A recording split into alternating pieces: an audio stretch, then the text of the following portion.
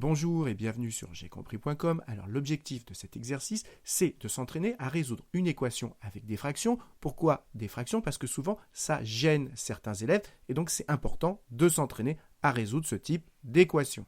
Donc maintenant, comme d'habitude, appuyez sur pause, essayez de faire tout seul cet exercice et on se retrouve juste après pour la correction. Donc allons-y, résolvons cette équation. Alors il y a plusieurs façons de faire, mais une technique, c'est de se débarrasser des fractions et cette technique, c'est intéressant parce que souvent les élèves n'aiment pas trop les fractions. Alors comment on peut faire pour se débarrasser du 1/3?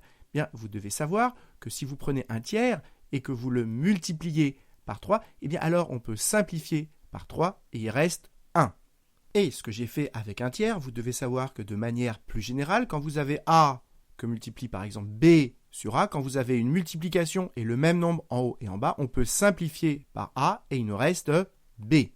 Donc l'idée c'est que pour se débarrasser du 1/3, on va multiplier par 3. Mais ce qu'il faut comprendre, c'est que si ce bloc-là, on le multiplie par 3, pour ne rien changer, eh bien il faut multiplier tout ce qu'il y a à gauche par 3 et tout ce qu'il y a à droite par 3. Et donc sur le côté, je vais faire une petite flèche qui indique que je vais tout multiplier par 3. Donc maintenant, je vais prendre chaque bloc et je vais le multiplier par 3. Donc je prends 2x fois 3, 2 fois 3, ça fait 6, et donc ici, ça me fait 6x. Ensuite, j'ai mon moins, 1/3 fois 3. 1/3 fois 3, on vient d'expliquer, les 3 se simplifient et il reste 1. Et à droite, je multiplie par 3, 1 fois 3, ça fait 3.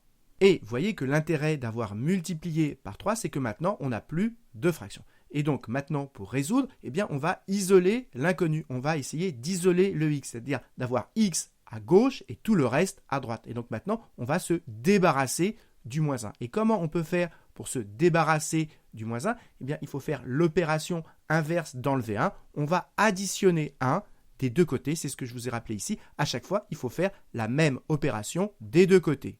Alors, si vous n'êtes pas à l'aise, on va détailler. Donc, je rajoute plus 1 des deux côtés. Donc, je reprends la partie gauche, 6x moins 1, et je rajoute plus 1 à gauche. Et je fais pareil à droite. Je prends la partie droite et je rajoute plus 1. J'ai bien rajouté plus 1 des deux côtés. Et l'intérêt, c'est que regardez à gauche, moins 1 plus 1, ça fait 0. Et donc, qu'est-ce qui reste à gauche? Il me reste 6x. Et à droite, il me reste 4.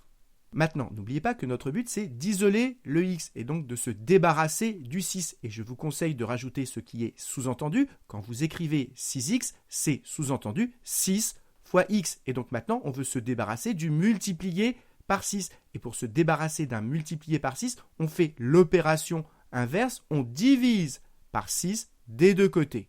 Donc, allons-y. À gauche, ça va nous faire 6 fois x. Je divise par 6. Et à droite, ça va me faire 4 divisé par 6.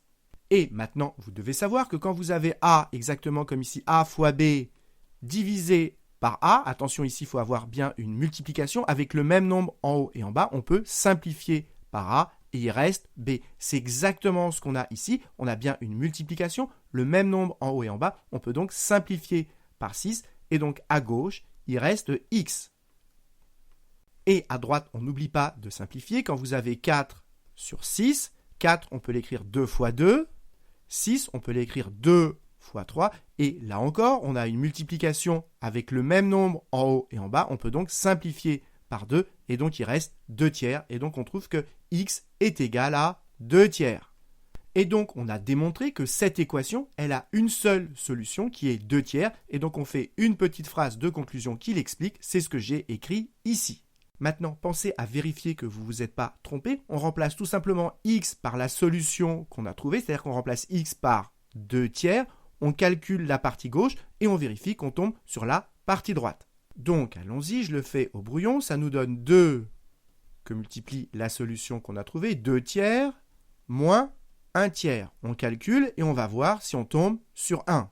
Alors, vous savez que quand on multiplie des fractions, c'est numérateur avec numérateur et dénominateur avec dénominateur. Et ici, 2, c'est sous-entendu 2 sur 1. Donc, ça me fait ici, quand on multiplie numérateur avec numérateur, 2 fois 2, 4, 1 fois 3, 3. Donc, ça me fait 4/3 moins 1/3.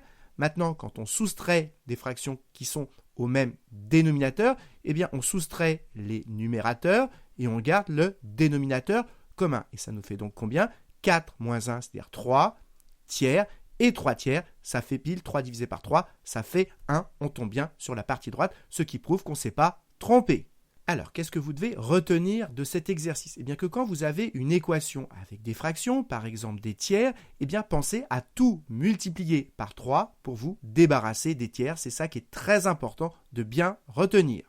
Donc voilà, cette vidéo est maintenant terminée. J'espère qu'elle vous a été utile et pour vérifier que vous avez bien compris, je vous propose de résoudre cette équation. Donc cherchez-la bien et vous aurez la réponse dans la prochaine vidéo. Et comme d'habitude, si vous avez apprécié cette vidéo, n'hésitez pas à la partager et à la liker.